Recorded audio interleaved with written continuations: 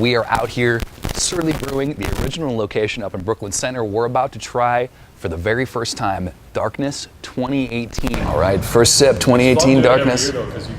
Classic for a reason. Big, boozy, dark. Got notes of tobacco, coffee, caramel. Just delicious. Really, really, really good beer. One of the most sought after in Minnesota for a reason. You know why. So you're already getting the vanilla on the nose. Oh, that's delicious. He's right, really subtle. I was a little worried when I first heard about it. Cherry would be overwhelming because I'm not really into fruity beers, but this is just so good. It's a mellow, almost tastes like a Manhattan cocktail. A little bit extra that kind of vanilla cherry vibe in there. It's really, really good. All right, we got toasted coconut and rum barrel aged with coconut. Subtlety, a lot of the coconut beers are way over the top, and I'm not a big fan of that. You're not getting a whole lot of it, but it's nice. Like he was saying, subtle coconut, which is good. Sometimes they end up tasting like a Mounds Bar. You definitely don't want the Mounds Bar vibe with the Darkness. It's too big of a beer, too heavy, it would overwhelm it. This is perfect.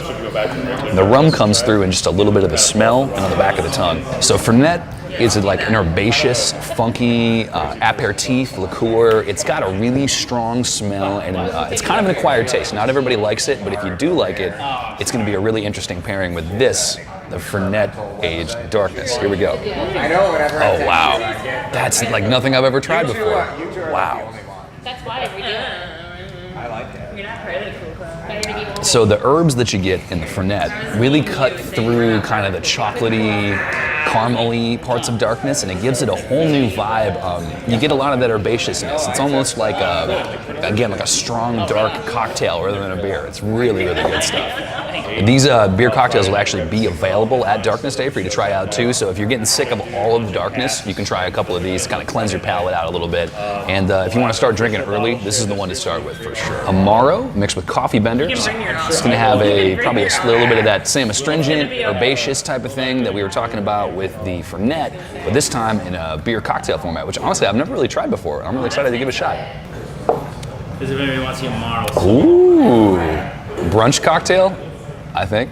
Move over mimosa. This could be really, really good at like 10, 11 in the morning with breakfast. So next up on the beer cocktail list that'll be available at Darkness Day is going to be a Extra Citra, which is one of their more sessionable IPAs, like a lighter, easier drinking IPA, and they're mixing it with Orange Crema, which is like an orange liqueur. Should add like a lot of freshness. I'm guessing this would be like a good mid-afternoon if it starts to get hot type of beer. Let's try it out.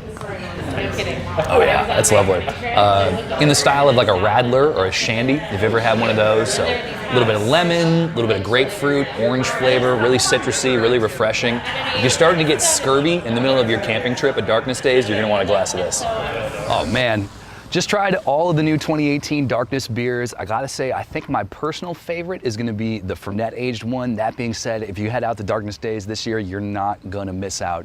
They're all really good beers, and they're all really strong, so you'll leave having a great time. For more information on Darkness Day, GoRadioMN.com is the spot.